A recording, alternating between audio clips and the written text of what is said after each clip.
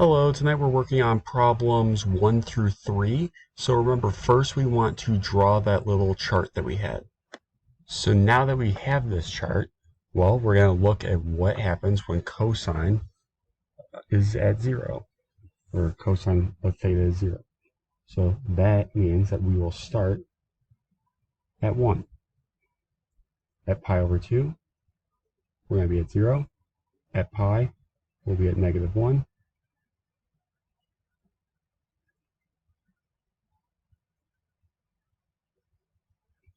So when we draw this, it's going to be something like this.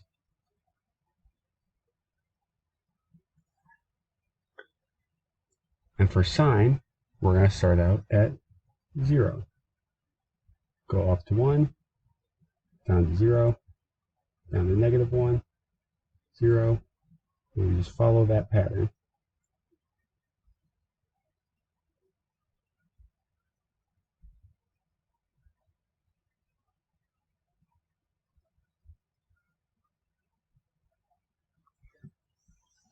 Now, when we get to problem 3, we have 2 cosine theta minus 2, which means that we're going to multiply that. So again, we're going to multiply by 2 and then subtract 2. So when cosine is at 0, we have 1. We multiply by 2, so now it's 2. We subtract 2, it goes to 0. Pi over 2, we have 0 multiplied by 2, is 0 minus the 2. So now we have minus 4, minus 2, 0. We'll continue that pattern.